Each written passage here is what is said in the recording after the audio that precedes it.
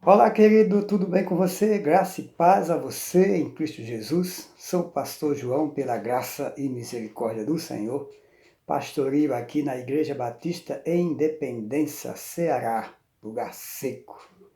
Mas tem sido o lugar que Deus tem me ensinado muitas coisas. Por isso eu louvo o seu nome e digo para você que é uma satisfação poder compartilhar com você nesse momento de louvor a Deus e ensino da sua palavra. Vamos louvar o Senhor com esse cântico. Deus chama todos os povos. Se Deus chama todos os povos, imagino que ele pode também estar chamando você hoje ao arrependimento, ao plano da salvação. Creia nisso e busque o Senhor.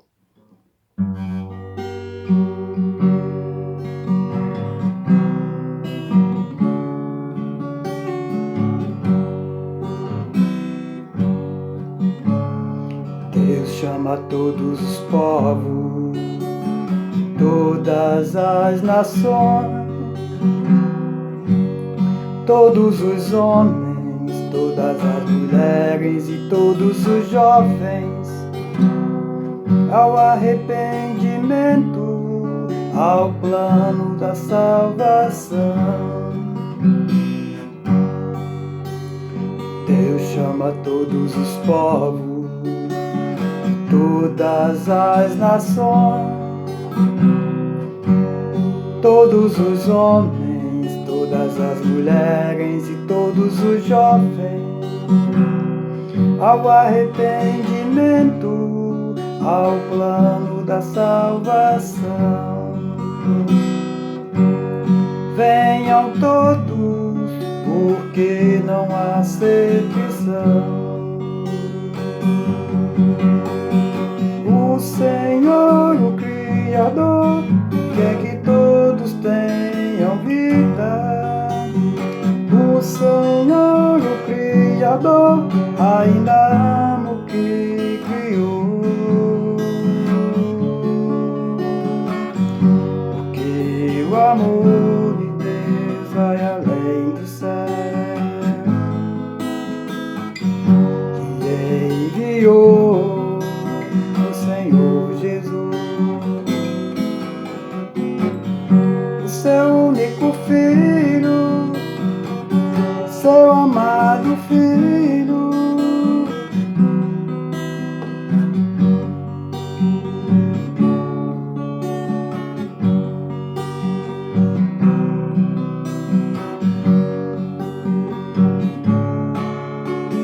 Venham todos que querem vida e sede de água viva e querem andar na luz, procura paz e tem sede de justiça e quer vencer o mal. Venham todos que querem vida e sede de água viva e querem andar na luz, procura paz e tem sede de justiça, vencer o mal, escapar da morte e ter vida eterna não está nas religiões, mas sim que o homem se voltar para Deus, crer em Cristo.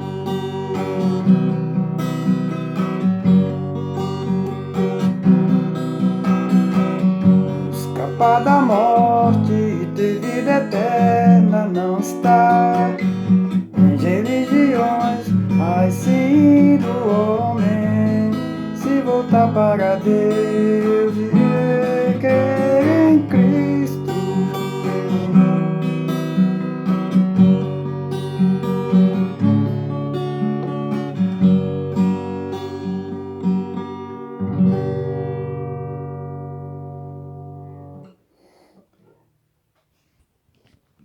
A salvação não está na religião, mas em Jesus. Peço perdão aqui pela falha. Confesso que nunca toquei esse cântico. É comum, às vezes, a gente se perder um pouco. Mas o importante é que a mensagem nesse cântico fica para mim e para você, que o escapar da morte e ter vida eterna não está em religião, mas sim do homem se voltar para Deus e crer em Cristo.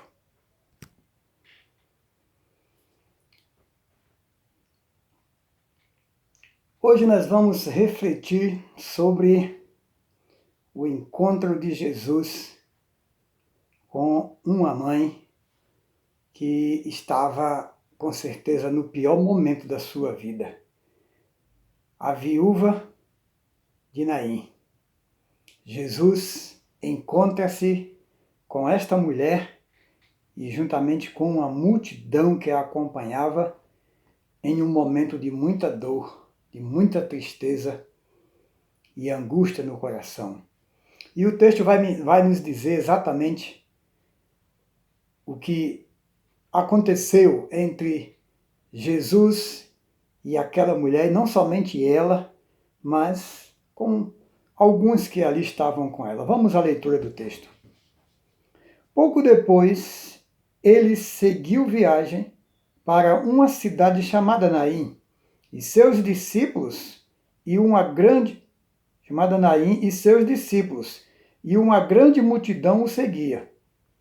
Quando chegou perto da porta da cidade, estavam levando para fora um morto, filho único de uma viúva, e uma grande multidão da cidade o acompanhava. Logo que viu o Senhor, se encheu de compaixão por ela e disse-lhe: Não chores. Aproximando-se, Jesus tocou no caixão e, ao pararem os que o levavam, ele disse: Moço, eu te digo, levanta-te. E o que estivera morto sentou-se e começou a falar. Jesus o entregou à sua mãe. Então o medo dominou a todos e glorificavam a Deus, dizendo: Um grande profeta se levantou entre nós, e Deus visitou o seu povo. E essa notícia propagou-se por toda a Judéia e por toda a região ao redor. Que o Senhor, na sua bondade e graça, na direção do seu Espírito, nos conduza na compreensão desse texto e nos permita extrair a verdadeira mensagem que precisamos, em nome de Jesus. Amém. Queridos, o texto é curto, mas rico em conteúdo. E nós podemos ver aqui, na pessoa de Jesus, um dos maiores personagens que já existiu na história humana. Ou um dos maiores não, o único e maior personagem, o único e maior homem que fez história como ninguém, que marcou a história da humanidade como ninguém marcou. É evidente que muitos outros homens importantes surgiram no decorrer da história que nós sabemos, que deixaram a sua marca, alguns de maneira negativa, outros de maneira muito positiva, e que de certa forma beneficiaram muitas pessoas até hoje. Então, nós sabemos disso, a história nos relata, mas Jesus, ele é o único homem que não deixou a desejar para ninguém. Nunca ninguém fez o que Jesus fez na face da terra em tão pouco tempo de ministério. Jesus teve apenas 3 anos de ministério. E algo surpreendente acontece aqui, nesse momento. Nós vimos que, bem aqui no texto, que junto a Jesus e seus discípulos, já seguia uma grande multidão, não é isso? Uma grande multidão acompanhava Jesus, no versículo 11. E Jesus, chegando à entrada desta cidade, uma pequena cidade, não era bem uma cidade, nos nossos dias hoje, podíamos chamar de um povoado, não é? Porque essa cidade, ela era, além de pobre, né, era uma pequena aldeia uma simples aldeia de pequenos agricultores. Por aí nós podemos perceber que não era uma cidade de renome, não era uma cidade de chamar a atenção das pessoas. porque era um povoado que trabalhava, viviam da agricultura e eram agricultores pequenos. Mas o interessante é que o significado do nome dessa cidade, que é Naim, ela tem por significado no hebraico aldeia da consolação. Interessante, né?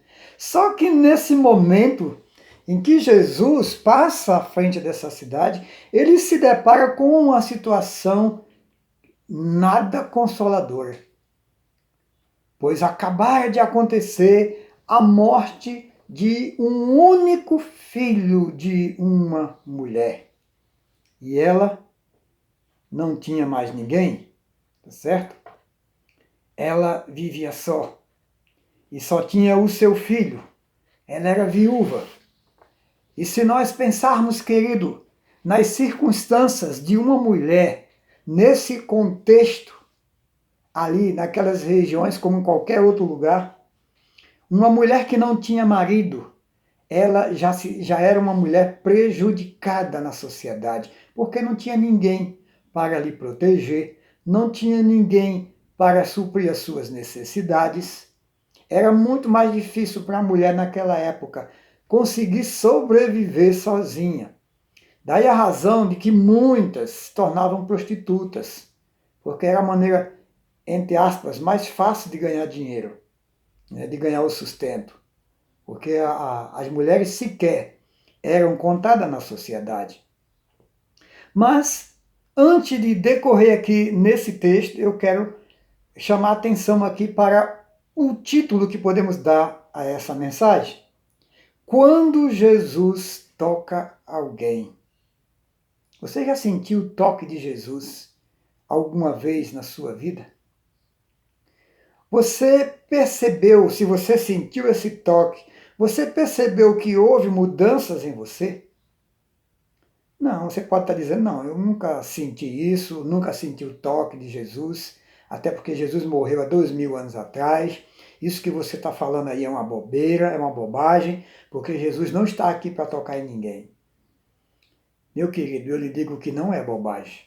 Eu também nunca vi Jesus, tá certo? Jesus viveu há 2000 anos atrás. Eu tenho 50 anos de idade. Nunca vi Jesus, mas já senti ele tocar na minha vida. E hoje eu posso também não só sentir, mas ver as mudanças que ele fez em minha vida depois que ele me tocou.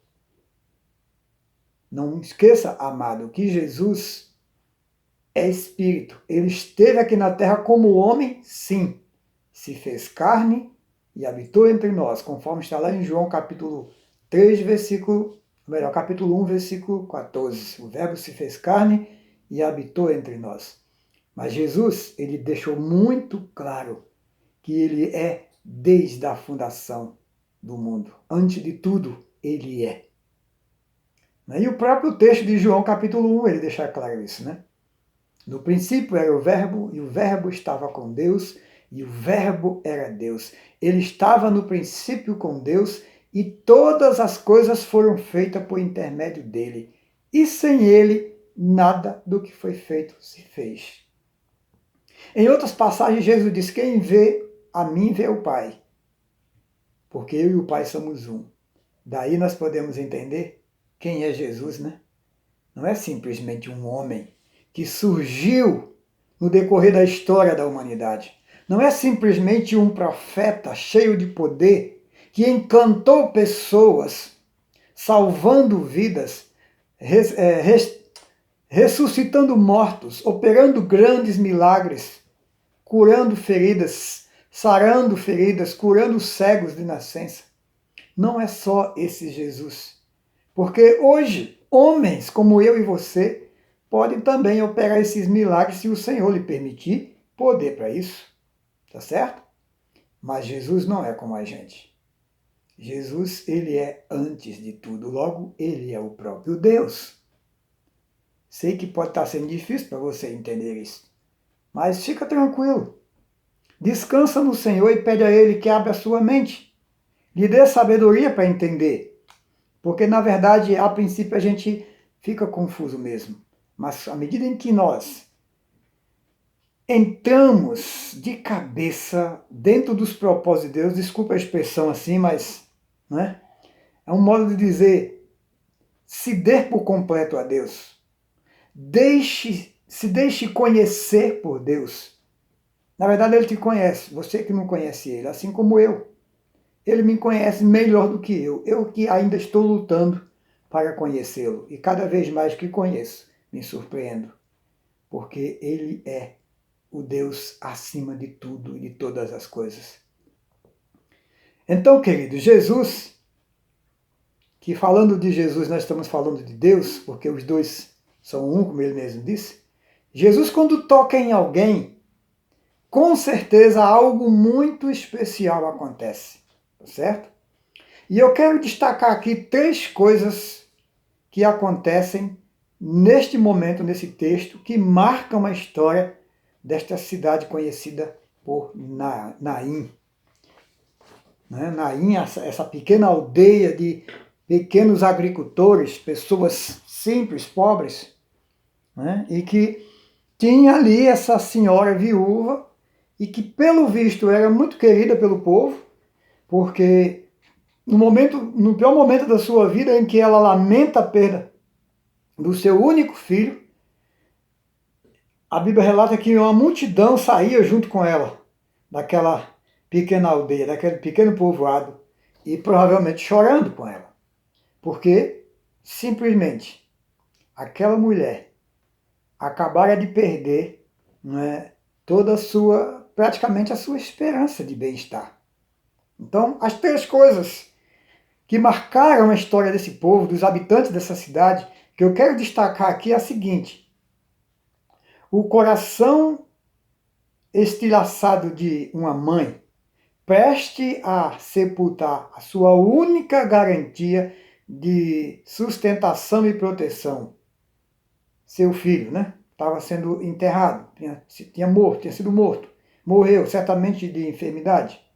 E agora ela estava ali, entendeu? Com o coração certamente espedaçado, né? Estrilaçado, porque era o seu único filho, a sua única proteção, e ela acabara de perder, certo? E sendo Naim, essa pequena aldeia, né, essa aldeia simples de pequenos agricultores, nós podemos entender que era uma vila simples, né? Era um povo pobre. Imagina então a situação em que essa mulher iria se encontrar a partir daí. Podemos imaginar como que ela via o seu futuro a partir de então. Com que ela ia sobreviver? Quem iria lhe dar apoio? Né? A segunda coisa que chama a atenção aqui, nesse momento de Jesus com essa mulher, é que as lágrimas que escorrem no rosto dos que choram dão lugar a uma alegria jamais experimentada. Sim, porque o texto deixa claro que o povo ficou assustado. Não com medo, como se estivesse apavorado por ver coisa ruim. Mas aqui, essa expressão medo aqui está mais admiração. Né? Está mais por admiração. O povo, de certa forma, ficou admirado, ficou espantado. Ficou estagnado, né, com o que acabara de acontecer. Ora, esse povo judeu, povo de Deus, foi um povo acostumados a presenciar os acontecimentos sobrenaturais em suas vidas por serem o povo de Deus. Era normal eles verem a presença de Deus agindo em suas vidas.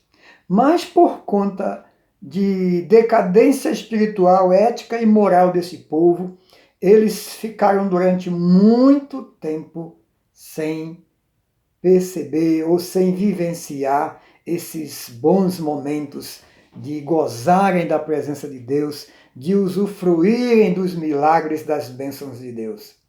Só para que os irmãos tenham uma ideia, esse espaço que tem entre a Bíblia, dentro da Bíblia, entre o Antigo e o Novo Testamento, que algumas Bíblias novas hoje nem tem mais, mas as mais antigas têm uma página em branco ou 2, algumas 3, exatamente para retratar o tempo em que Deus ficou em silêncio. sem se manifestar ao povo, e sem levantar profeta, e sem falar a ninguém. 400 anos e alguma coisa, não estou bem lembrado. Tá certo? Até Jesus chegar. Então, quando Jesus chega, operando esses milagres, dando vida a quem já estava morto, não é? Trazendo alegria de volta a um povo desesperançado, né?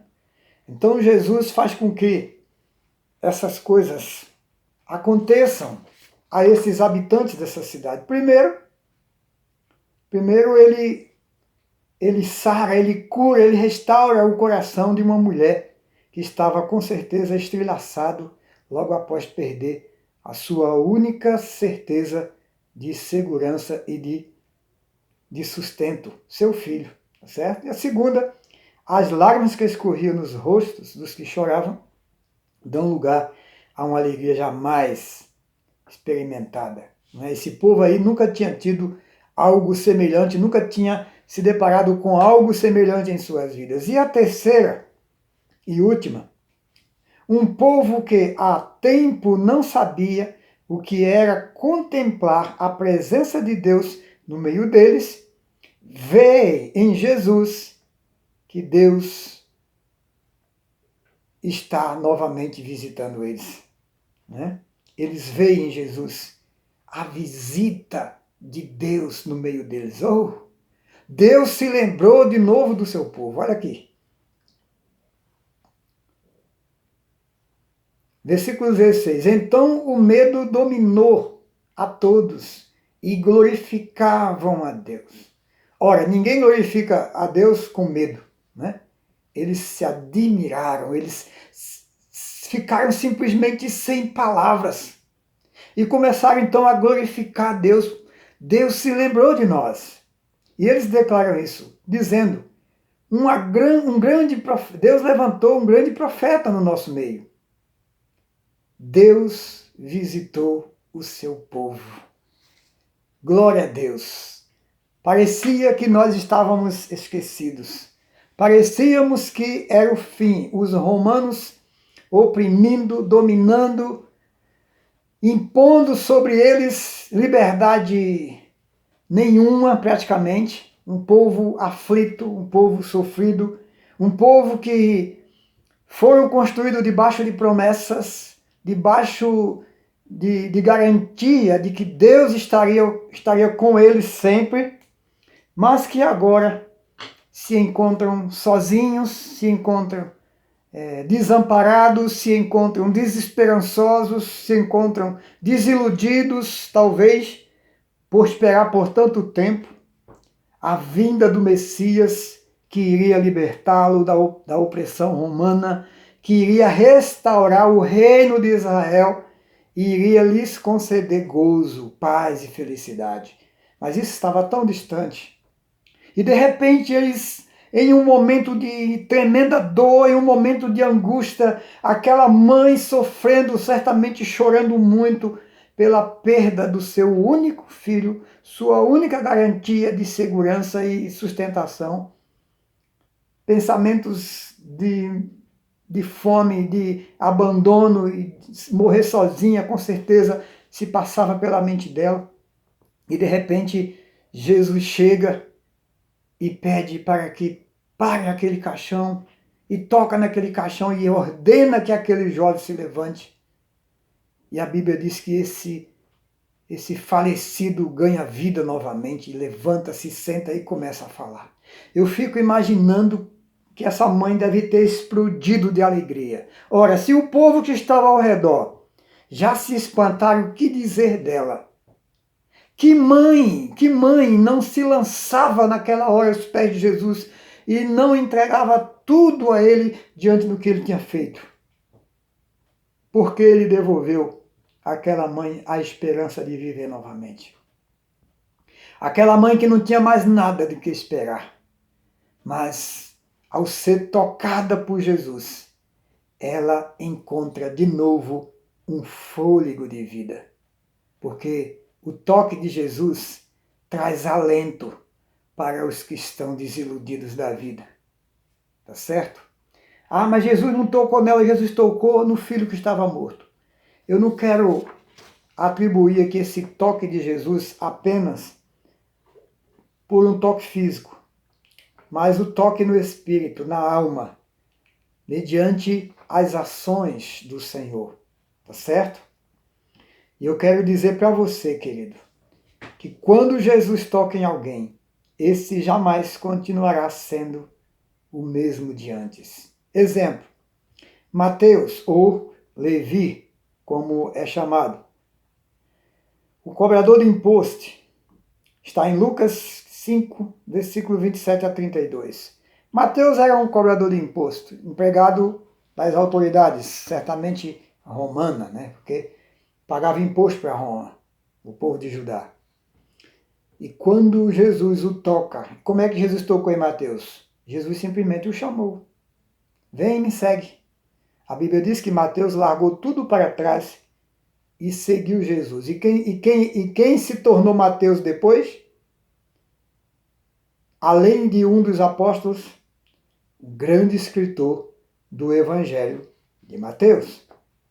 Segundo, a sogra de Pedro, Lucas 4, 38 a 44. A sogra de Pedro estava enferma, com muita febre, numa ocasião em que Jesus vai à casa de Pedro e encontra sua sogra desse jeito. Jesus toca nela e ela é curada instantaneamente. Terceiro, o paralítico de Cafarnaum, Mateus 9, de 1 a 8. Esse homem era paralítico, mas ao ser tocado por Jesus, sua saúde foi restaurada. Quarto, o homem leproso, Lucas 5, de 12 a 16. O homem leproso, ele tinha que viver afastado da sociedade, não podia se aproximar de ninguém. E ao passo que alguém se aproximava dele, ele gritava, impuro, impuro, não se aproxime. Que era para não, ele era responsável se ele contaminasse alguém. Então a Bíblia diz que esse homem se lança aos pés do Senhor e pede para que Jesus o toca, o abraça e o limpa da sua lepra, de maneira instantânea. O homem da mão atrofiada, Marcos 3, de 1 a 6. Era sábado e por isso criou uma grande polêmica, porque esse homem tinha uma mão atrofiada e segundo a Bíblia era a mão direita. E Jesus toca nesse homem e a sua mão ela é restituída como a outra. O servo do centurião de Cafarnaum, Lucas 6, de 1 a 10 e também Mateus 8, de 5 a 13. Quero lhe dizer que quase todos esses exemplos também são registrados em Marcos e em Mateus. Certo? Então o centurião, aquela história que ele vai atrás de Jesus e quando ele encontra Jesus e pede para que Jesus vá à casa dele, Jesus diz, vá que o teu servo vive. E ele volta e no caminho ele encontra o outro empregado dizendo que o filho teria sido curado. E quando ele pergunta o horário, ele diz que foi em tal horário. Então ele conclui que foi no horário em que Jesus disse para ele, vai que o teu filho vive. E o sétimo aqui, a pecadora que ungiu os pés de Jesus. Lucas 7, 36 a 50. Essa mulher era uma pecadora. Ora, pecadora naquele contexto estava mais atribuída para a mulher, uma prostituta. Muito embora todos fossem pecadores, e uma prostituta não podia jamais sequer chegar perto de um homem consagrado ao serviço do Senhor. Muito menos lançar seus pés, ungir os seus pés, como essa mulher fez. E essa mulher, apesar de criticada pelos homens que ali estavam, ela é abençoada e é salva por Jesus e é liberta dos seus pecados. Nunca mais ela foi a mesma. 8. A filha de Jairo. A filha de Jairo foi um caso interessante, porque enquanto Jairo falava com Jesus, alguém chega para ele e diz, olha, não incomode mais o mestre, porque tua filha já está morta. Jesus olha para ele e diz, crê somente. E ao chegar na sua casa, diz para o povo não chorar, que a menina só dormia. E o povo riram dele. Ele, levando os pais e 3 dos seus discípulos, aonde estava a menina, toca na menina, pede para que ela levante, e ela se levanta e volta à vida.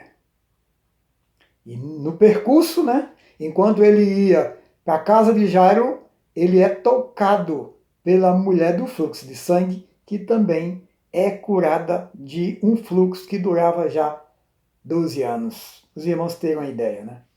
E, como o tempo passa rápido, vamos fechar aqui. Lázaro, o irmão de Marta e Maria, morto há 4 dias, Jesus o toca com palavras, né? E ele volta à vida. Zaqueu, um publicano que era certamente odiado pelo povo judeu, foi tocado pela presença de Jesus e teve sua vida transformada a ponto de distribuir os seus bens, suas riquezas para os pobres. Está em Lucas 19, de 1 a 10. A passagem de Lázaro, irmão de Marta e Maria, está em João 11, tá bom? E a filha de Jairo está em Marcos 21, 43. Eu até esqueci alguma coisa aqui. 11. O cego de nascença. João capítulo 11. Aquele cego que Jesus curou e que deu muito problema. As autoridades do templo chamaram os seus pais, chamaram ele para explicar por como é que agora ele era cego de nascença e agora ele consegue ver. Então alguma coisa está errada e começam a especular. E por fim das contas, o cego acaba dando uma lição nesses homens que ficam muito zangados com eles e mandam ele embora, expulsam ele do templo.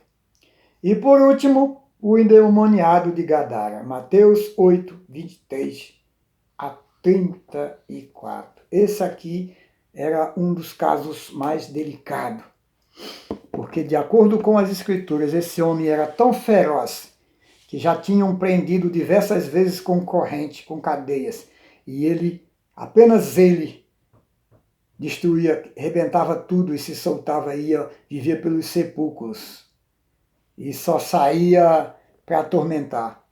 Jesus encontra-se com esse homem e toca nele com a palavra, com a autoridade, ordenando que as legiões de demônios que estavam nele se retirassem.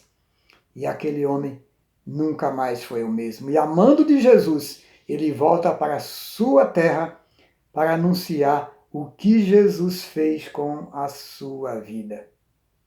Em Gadara, a cidade de Gadara conheceu Jesus através desse homem que foi tocado por ele. Então, querido, mais uma vez eu repito, quando Jesus toca em alguém, esse jamais continuará sendo o mesmo. Você já sentiu o toque de Jesus? Você gostaria de sentir o toque de Jesus em você, em sua vida? Saiba que se ele lhe tocar, você será transformado. Permita que ele lhe toque. Permita que ele entre na sua mente, que ele transforme os seus conceitos, que ele faça de você um verdadeiro filho de Deus. Para que quando você encerrar sua jornada aqui na terra, você esteja na presença do Senhor, gozando da verdadeira vida. Você não quer isso? E se você já tem Jesus, mas que ainda não foi capaz de sentir esse toque, está na hora de você buscar essa experiência. Está na hora de você buscar essa transformação. Porque quando Jesus toca, ele transforma. Eu sou prova disso. Eu nunca tive vícios, nunca vivi na bandadeira da vida, nunca fui bandido, nunca matei ninguém, nunca andei fazendo maldade com ninguém, mas eu era uma pessoa extremamente ignorante com relação ao Evangelho e totalmente descontrolado emocionalmente. Depois que alguém me provocasse, eu seria capaz de fazer loucura, mesmo sendo quieto demais.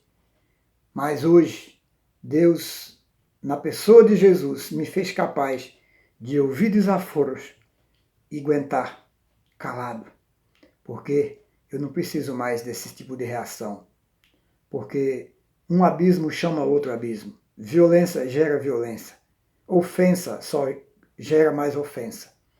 Então vamos deixar que Deus transforme nossas vidas, que Jesus toque com o seu poder, com o seu amor, com a sua serenidade em nossas mentes e nos torne verdadeiros filhos de Deus, para a honra e glória do seu nome. Deixa Jesus tocar em você. Que Deus te abençoe rica e poderosamente, em nome de Jesus.